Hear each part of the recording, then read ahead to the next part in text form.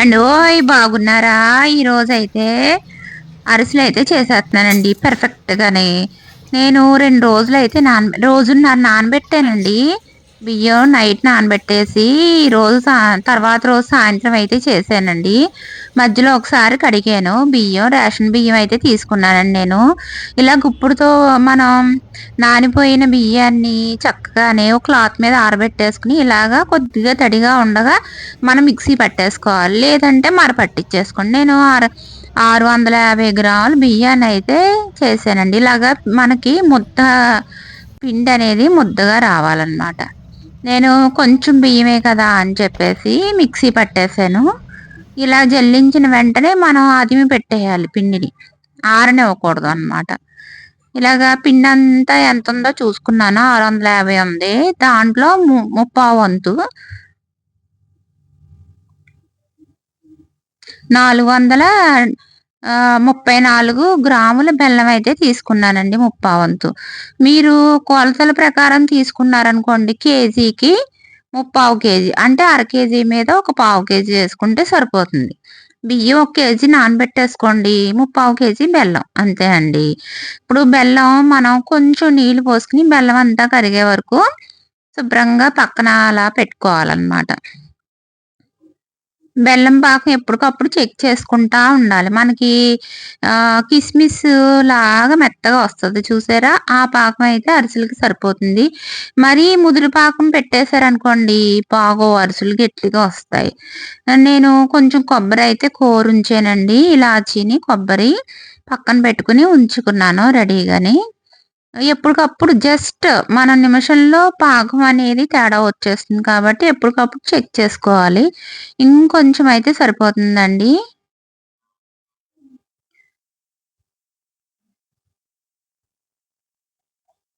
ఇప్పుడు ఏసి చూద్దాం ఎలా ఉందో ఏంటి అనేది. నీళ్ళల్లోకి కరిగిపోకూడదండి పాకం అనేది. కరిగిపోకుండా ఉంటేనే మనకి పాకం వచ్చినట్టనమాట. నీళ్ళల్లో కరిగిపోయిందనుకోండి మనకి పాకం రాలేదు. కిస్మిస్ పాకం అంటారు దీన్ని. లేదంటే లేత పాకం అంటారు.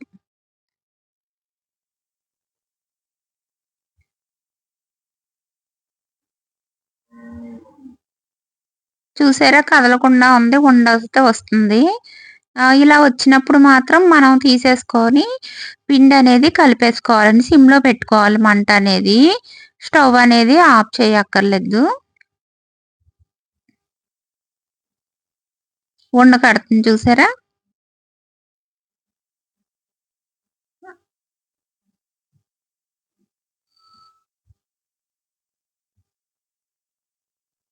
జస్ట్ నిమిషంలో పాకం అనేది మనకు తేడా వచ్చేస్తదండి. కాబట్టి పొయ్యి దగ్గరుండి చెక్ చేసుకుంటానే ఉండాలి అలాగా. నేనైతే చాలా సార్లు చూస్తున్నాను. ఇప్పుడైతే మనకు పర్ఫెక్ట్‌గా వచ్చిందండి. అదిగో ఉండ కింద వచ్చింది చూసారా? అదనమాట. ఇలా వచ్చిన వెంటనే మనం పిండనేది రెడీ చేసేసుకోవాలండి.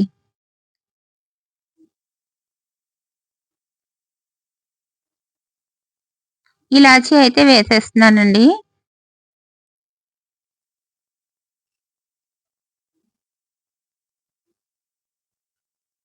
పిండి అదిమి పెట్టుకున్న పిండిని కొద్ది కొద్దిగా యేసుకుంటూ కలుపుకోవాలండి. ఇంకొకళ్ళు పక్కనుంటే మనకి ఈజీగా అయితే అవుతదండి పిండి పోసుకునేటప్పుడు. నాకెవరు లేరు కాబట్టి నేనే పోసుకుంటూ కలుపుతున్నాను.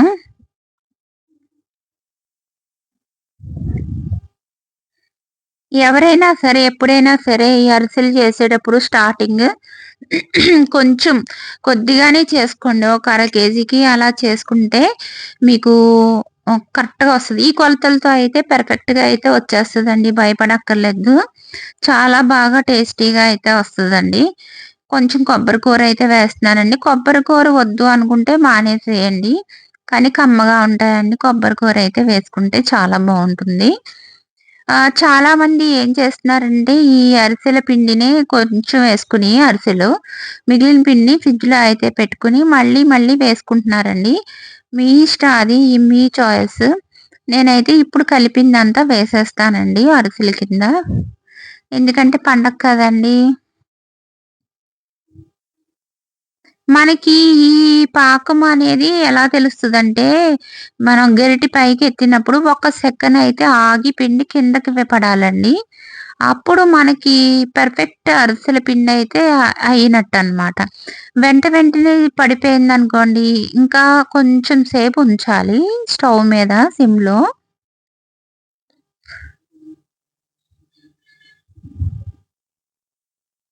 ఒక్క సెకండ్ పాటు గరిటెకి ఉండి కింద పడాలనమాట. అప్పుడు అయిపోయినట్టనమాట. కొంచెం నెయ్యయితే వేస్తున్నానండి.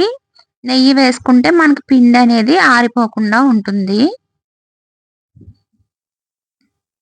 చూద్దాం ఉండండి. ఒకసారి చెక్ చేసుకుంటా ఉండాలండి. జస్ట్ ఎంత ఒక 5 మినిట్స్ పట్టిందంతే. చూసారా? ఆగి పడుతుంది. ఇంక స్టవ్ ఆఫ్ చేసేసుకొని పక్కన పెట్టేసుకోండి. కొంచెం వేడి చల్లారాలి. వేడి చల్లారిన తర్వాత మనం కొంచెం ఆయిల్ అనేది హీట్ చేసుకోవాలండి. ఆయిల్ హీట్ చేసుకున్న తర్వాత మనకి ఈ అరిసెల పిండనేది వేసేసుకుందాము. ఫస్ట్ చేసింది ఎలాగైనా కొంచెం ఇబ్బంది పడతదండి. ఏ పిండి వంటైనా. తర్వాత నుంచి నాకు పర్ఫెక్ట్‌గా అయితే వచ్చినియండి. చాలా వచ్చినియి. రుచి కూడా చాలా బావుందండి. చాలా టేస్టీగా అయితే ఉంది లోపల గూడా. ముందుగా మామూలు అరిసెలయితే ఏస్తున్నానండి. తర్వాత కొంచెం నువ్వుపప్పు అరిసెలు కూడా వేసానండి.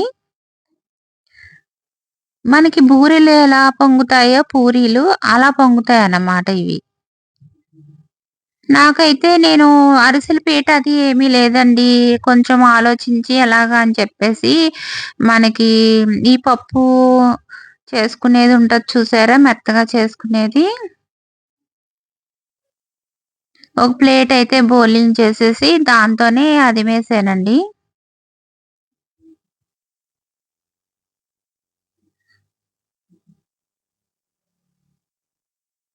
చూసారా ఎలా చక్కగా అయితే వచ్చినియో. మనకి బ్రౌన్ కలర్ రావాలండి. ముక్కపుడని రంగు వచ్చేసేయాలి. వచ్చిన తర్వాత తీసేసుకొని ఆయిల్ అనేది పోయే వరకు పైన పప్పు గుత్తితో అయితే నేను చేశానండి. నొక్కాను. అది స్టీల్‌ది కాబట్టి. అదే చెక్కదైతే కుదరదులెండి. మీకు చూపిస్తున్నాను చూడండి. అలా అయితే చేశానండి. ఆయిల్ అనేది వచ్చేసింది. ఈజీగా అయిపోయింది. అయితే అరిసెల పీటే ఉండక్కర్లేదండి. ఇలా యూజ్ చేసైనా మన అరిసెలయితే చేసుకోవచ్చు. మరీ పెద్దవి అయితే కుదరదు గానీ, చిన్నవి వేసుకుంటే గనక ఇప్పుడు పెద్దవి అయినా ఎవరు తినలేకపోతున్నారు కదండీ. చిన్నవైనా చక్కగా అందంగా చేసుకుంటే నోటికి రుచిగా ఎంతో టేస్టీగా ఉంటుంది. సేమ్ ఇదే కన్సిస్టెన్సీలో చేసుకోండి. పర్ఫెక్ట్‌గా అయితే అరిసెలయితే వస్తాయండి. పైన నెయ్యి అయితే ఏసుకోవాలండి. వేసుకుంటే కనుక పిండనేది ఆరిపోకుండా ఉంటుంది. ఇప్పుడు నువ్వుపప్పుతో కూడా అరిసెలయితే చేస్తున్నానండి. మీకెలా కావాలంటే అలా చేసుకోవచ్చు.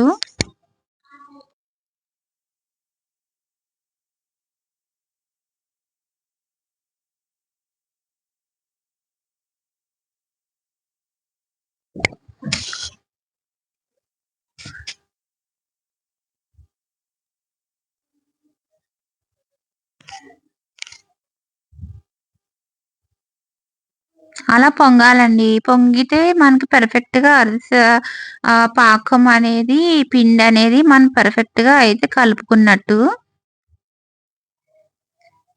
వేడి తగ్గిన తర్వాత అరిసనేది కొంచెం గట్టిగానే అయిందండి. మరీ గట్టిగా అయితే అవ్వలేదు. బావుంది. తినడానికి కూడా చాలా టేస్టీగా ఉంది. పైన కరకరలాడుతూ లోపల మెత్తగా చాలా వచ్చినియండి అరిసెలు.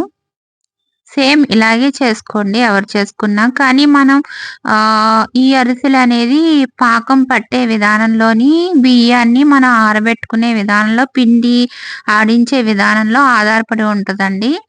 కానీ పిండి మాత్రం ఎప్పుడూ కొంచెం ఆహ్, ఆహ్,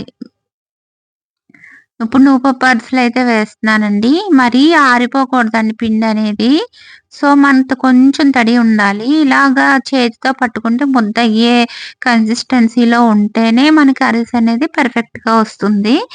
సో, నేనైతే అలాగే చేశాను. అది పాకం కూడా మరీ ముదురు పాకం పెట్టుకోకూడదండి. నేను చెప్పిన విధంగా చేసుకుంటే గనక అరిసెలు అంటే రాని వాళ్ళు కూడా చేసేసుకోవచ్చండి ఈజీగా. చాలా సులభమండి. ఇలాగ నువ్వుపప్పువయితే వేశానండి. నువ్వుపప్పు కూడా చాలా బావుంటాయండి. నువ్వుపప్పు అవన్నీ అయిపోయిన తర్వాత నాకైతే 650 గ్రాముల పిండికి మొత్తం ఒక 40 అరిసెలైతే వచ్చినియండి. ఇంచుమించు 40 ఉంటాయిలెండి.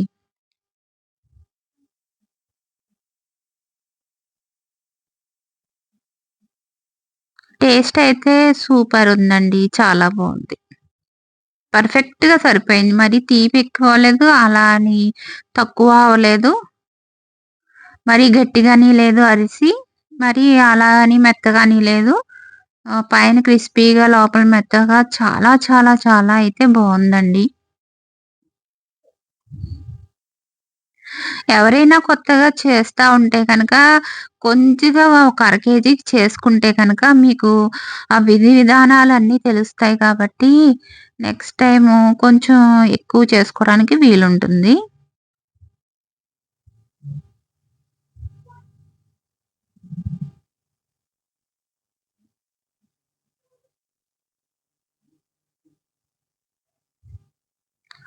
మనం సోనా మసూరి బియ్యం అయ్యి తీసుకోకూడదండి ఈ అరిసెలకి.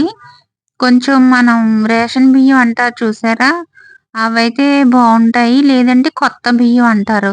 ఎందుకంటే ఈ అరిసెలు పూర్వకాలంలో ఎక్కువగా కొత్త బియ్యం వచ్చేయి కాబట్టి పిండి బావుండేది. అరిసెలు అవి చేసుకునేవారు కొత్త బియ్యంతోటి. సో, కొత్త బియ్యమయితే బావుంటాయండి. పాత బియ్యమయితే అంత పర్ఫెక్ట్‌గా రావండి అరిసెలు.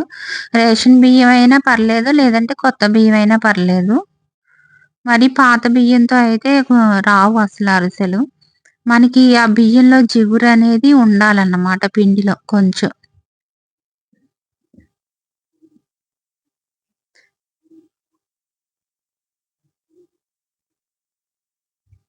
స్టీల్ కడాయి కన్నా మా ఎక్కువగా అల్యూమినియం పిండి వంటలకి ప్రిఫర్ చేశారనుకోండి, తొందరగా మాడిపోకుండా ఉంటాయి. లోపల కుక్ అవుతాయన్నమాట. స్టీల్ కడాయి అనుకోండి తొందరగా మాడిపోతాయి. హీట్ ఎక్కువవుతది కాబట్టి.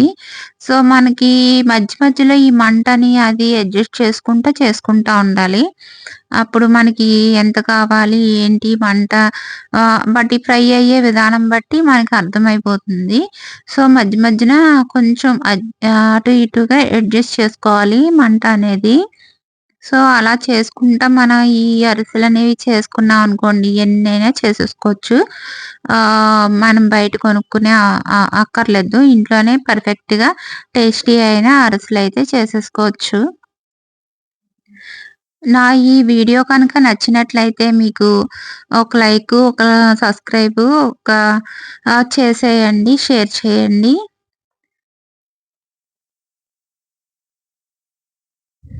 Please support my channel.